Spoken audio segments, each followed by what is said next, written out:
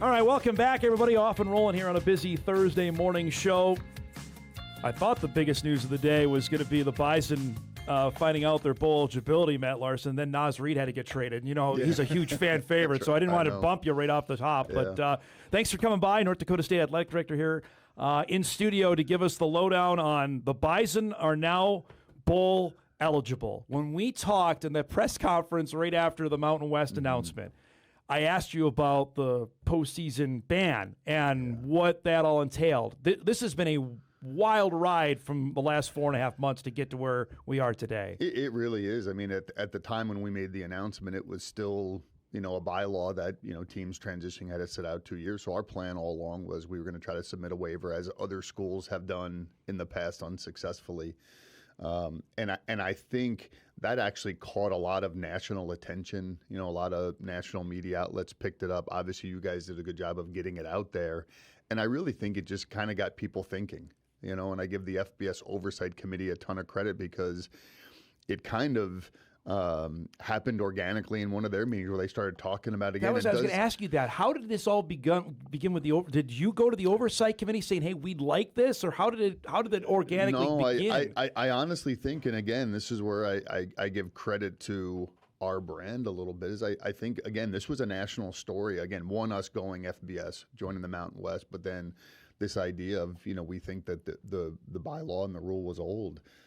And so it kind of organically started there and kind of grew and just had conversations of, does this rule make sense anymore? It goes back to what we talked about off air. I mean, I think across the NCAA, there's a motivation to look at all of our rules, which ones still make sense and hold true, and which ones, just don't meet the evolving landscape of college athletics anymore. And so that's where I give a lot of just leadership committees a ton of credit to say, hey, we got to look at this stuff, and we have to make this stuff more present day. And so the unique part of this, you're on the Division I cabinet, and I've been talking about this over the last couple of weeks because you were on the FCS playoff committee, but we all know, and you've told us, you had to leave the room anytime North Dakota State was brought up. Did you have to abstain from this conversation? It's really interesting being on the cabinet because there's I represent the Summit League. So I represent a 1AAA non-football league. That's who I'm.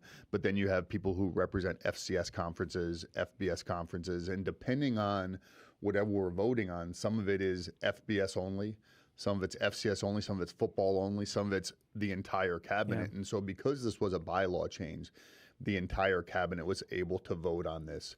And so was able to vote and anyway, I mean, and also be able to just to share my thoughts and opinion as I can with anything that we're voting on. So there also were opinions, I'm sure, shared about NDSU. Were there ones that said, hey, we don't want this to happen? One of the things I love, without getting into a ton of details, what I love about this group that we have is there's really good debate regardless of what the topic is. And I think at the end of the day, it's about let's try to get it right. As right as we can, and let's talk through all the things. And I think with every topic we have, there's always there's pros and cons. There's people on different sides. But what I love about our group is let's debate, let's talk it out, and then let's try to move forward. And that's what happened yesterday. So I'm fascinated by this. Is it like a how do you vote? Is it something like you're on? Tabulated, you raise hands because it's all over Zoom. Yeah, is what you were doing. Zoom. I mean, we actually have a voting mechanism that we utilize and for a lot of our stuff, and which is good too, especially because there is, as we've talked, there is weighted voting in there, and so that the system is able to tabulate that, which is again really unique. But yeah, we have a system that we do it, especially more your formal votes. We have some informal stuff. We'll do kind of show of hands, but for the most part, we use that system. So it comes back and it's approved. What's the reaction? Relief? Just relief, I think, more than anything else. Because there's, as I've said all along, there's a lot riding on this in a lot of different ways. And, there's been a lot of time and energy that's put into this vote, but also I think just in general, the time and energy we've put into this move.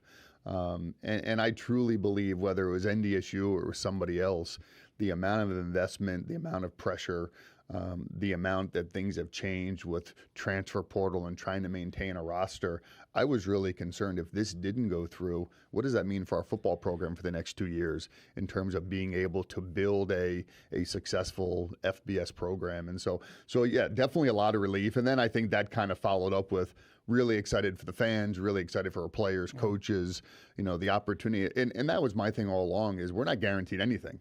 We have the opportunity. Got to go do it now. We have an opportunity to earn, a postseason a bid or opportunity or bowl, whatever it is. And so to me, that's what it was all about, is just give us the chance and the opportunity. Matt, the amount of money obviously has been written to discuss plenty about on this program and other outlets as well. Did that, in your mind, sway it as well? Like, there's a massive financial investment that's been made by you and Sacramento State.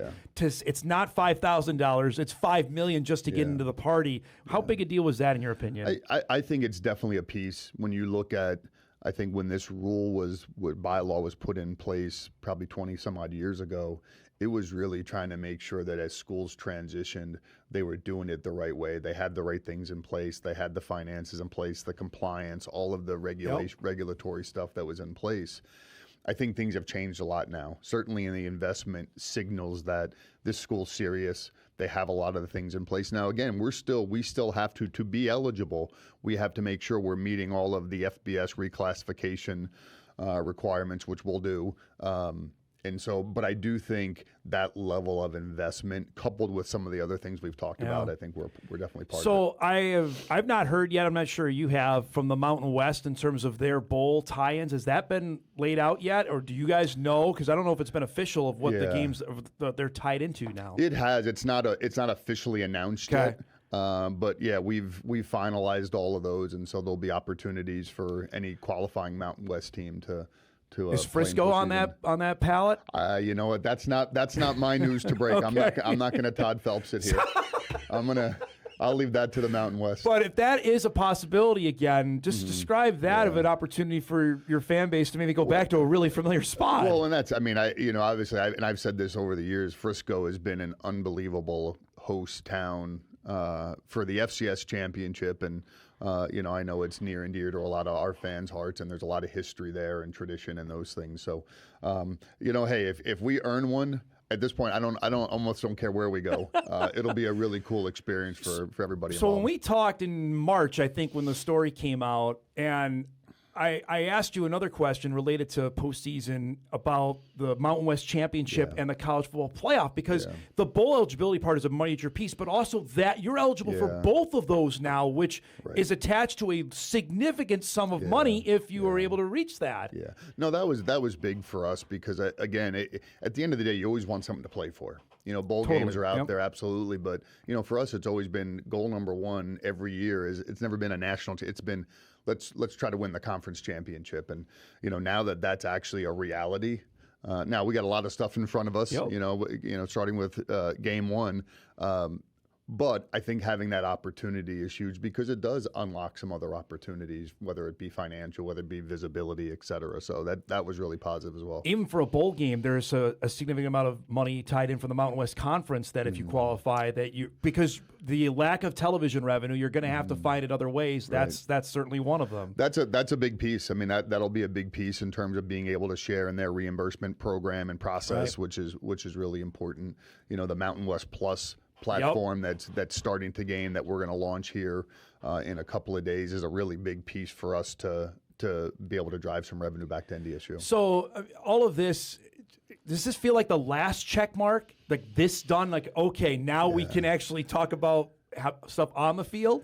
Well, we actually come as that next week. Well, we got another check mark earlier I got a call from the NCAA that our application has been approved. Okay. So I was going to ask that. That was a piece that we were holding out too. Yep. So, that's in place now, the vote yesterday. And so, as of July 1st, we're officially an FBS program. And now we have a 2-year transition that we still have to work through and make sure we're doing all the right things from an NCAA perspective. But that was big too. Again, we thought we, put together a good application, a strategic plan, obviously the fee and those things. But, until you get confirmation, there's always doubt. But so that was a big one too. You've done athletics for your entire life. To have this in this kind of span, what's the way to describe it? What's gone on over the last 4.5 months?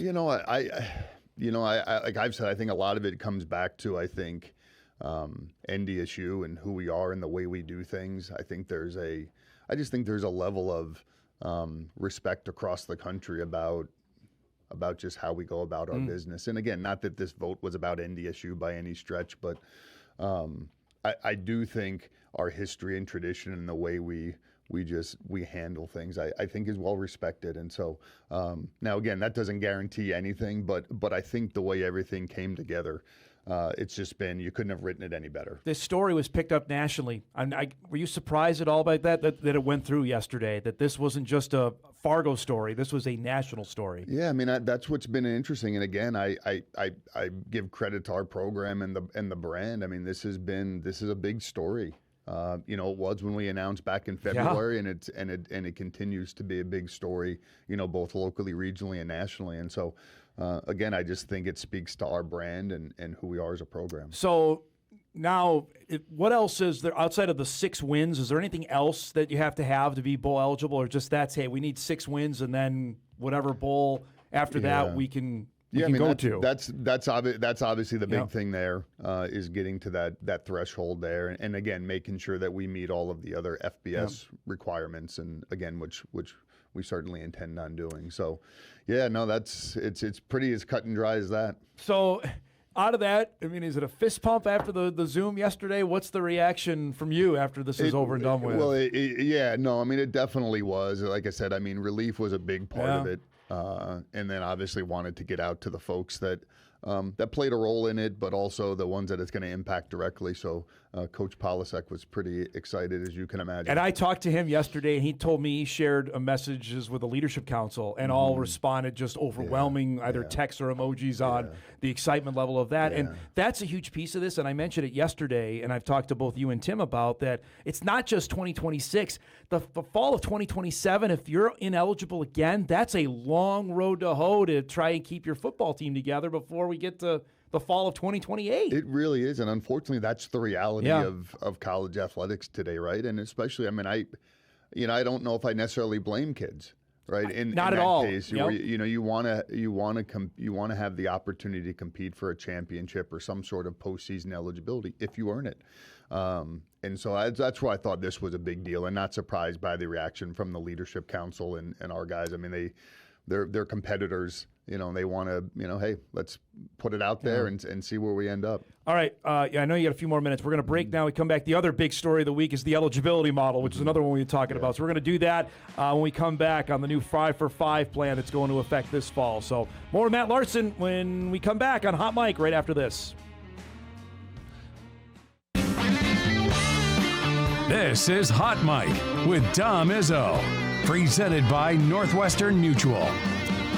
All right, welcome back, everybody. Matt Larsen here with us for another about 10 minutes. North Dakota State Athletic Director. Off the news yesterday, the Bison football team can be bowl eligible now beginning this fall. The other major story this week, no, you're grinding here at the end of June, man. There ain't no time off, was the 5-for-5 eligibility model that got passed on Tuesday and officially signed off yesterday. Here's another topic we've been talking about since COVID hit, about waivers and 6th and 7th year players and going to a judge to get a favorable ruling so I get another year.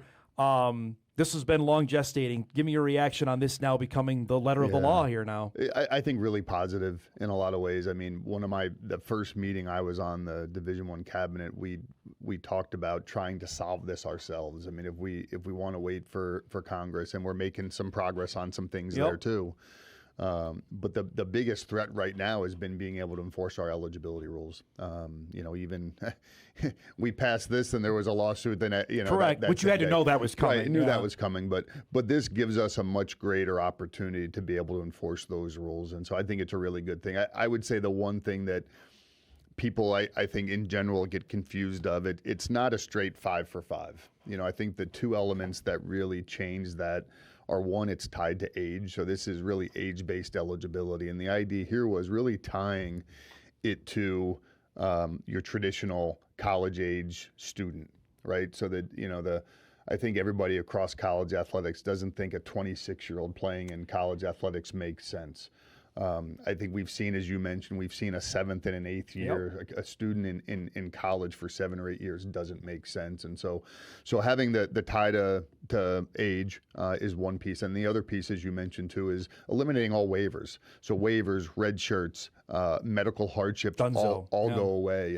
And really what that does is the more waivers or exceptions you have, well, the less defensible it becomes. And so this makes it really cut and dry, very clean. And so I'm excited about it. I think the membership's excited about it too, because, okay, now we have some marching orders and let's move forward. So let me start first with the current student athletes that are already on campus. How does that process now work to say, I redshirted in 2022, all right, I'm going to be a senior this year. Do I get another year beyond this coming year? So basically what we'll do is, and our compliance staff will start working on this now, and so we can communicate it out to coaches and student athletes, but basically students who are currently in the system. So forget about incoming freshmen. It's just your rising sophomores, juniors, and seniors. We're going to apply the old set of rules and the new set of rules, and whichever is most advantageous to that student athlete, we're going to go ahead and whichever gets the more eligibility to them. Correct.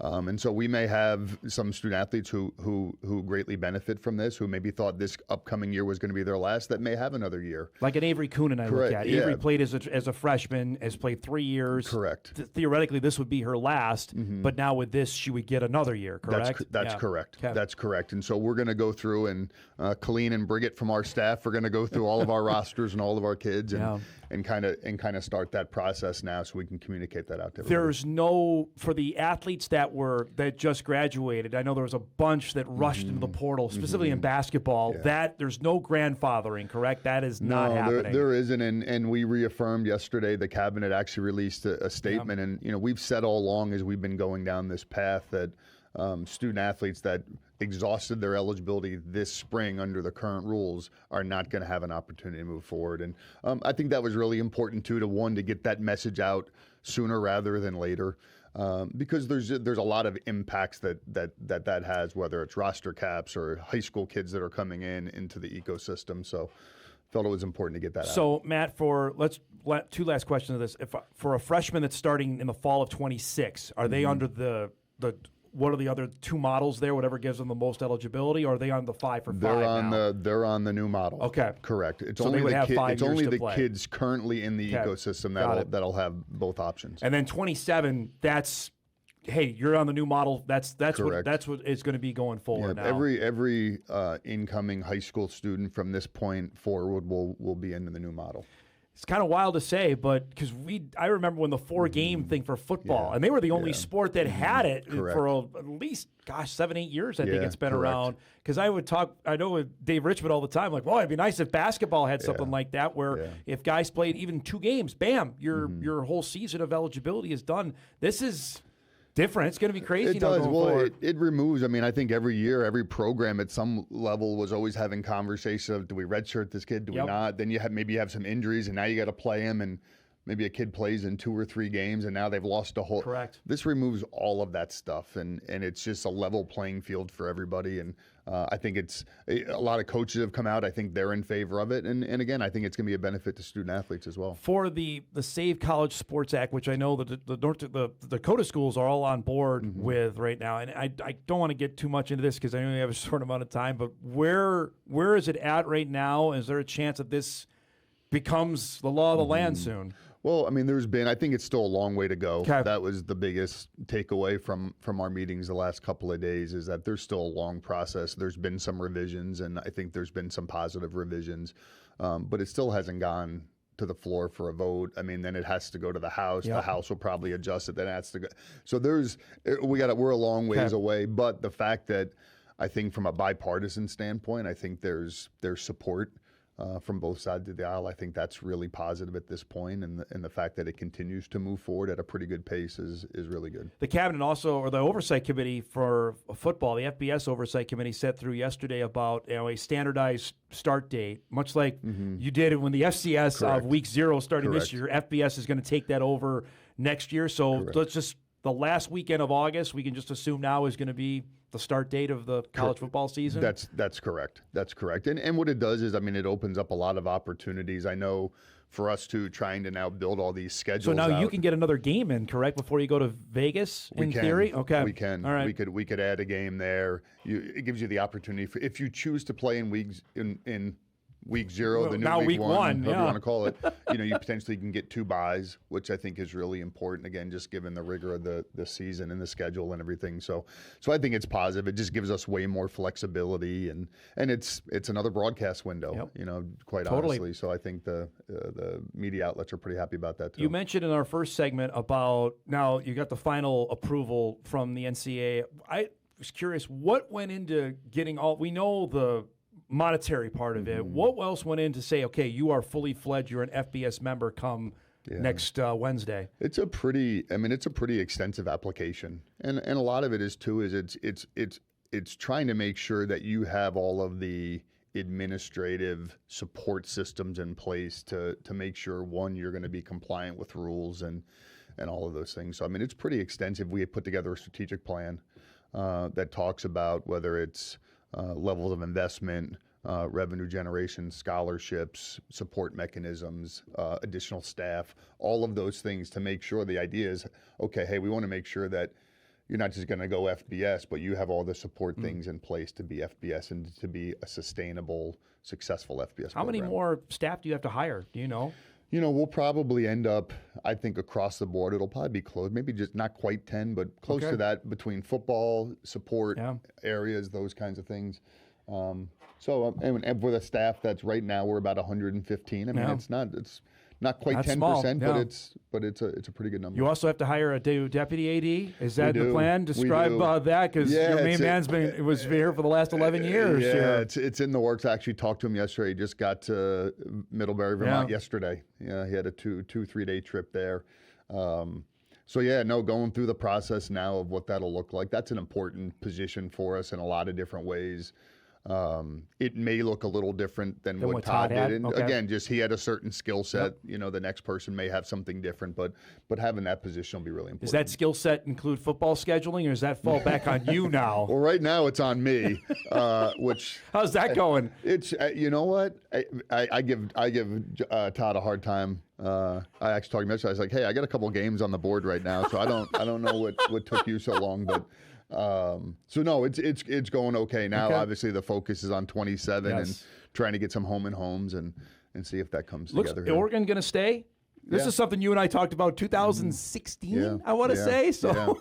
As of today, Oregon's on the board. Yeah, Oregon's on the board. Last thing before we go, and I appreciate you doing this. Langer's going to be here. Derek Lang's going to be here next week. Talk about 701 Day. If I understand what I saw the tweets out, do you already have $10 million pledged already to go if that gets matched? We do. So we have to unlock. Yeah, we have some basically contributions. Hopefully 701 donations at each 100. It unlocks a match. Wow. Which is really cool. And again, a lot of credit to our donors and supporters who've stepped up and have done a great job. And so just encourage folks today. Actually, early giving starts today. Yeah. So Dom, I'll send you the link. But that starts today and runs through the first day. Obviously 701 has a lot of unique meaning here in the state of North Dakota, but it's also obviously the first day we're FBS. Last thing, was there people that maybe said no to you that now this has happened, that door is reopened, said, hey, I'm definitely in now. You're FBS. Yeah, it's been interesting. Come talk to me. We've had some folks who now have dropped their season tickets and now have their season tickets back again, or I think there's been some folks. Actually, I'm still waiting. I think Mike McFeely said, if you guys go FBS, I'm increasing my donation. So I don't. I'll have to check. You wait on bated breath on that one. I don't know if I've seen the increase yet, so I may have to follow up with him. I don't know what he's going to ask you about anymore, honestly. I know. We've been asking you this for 6 years. I'm sure he'll find something.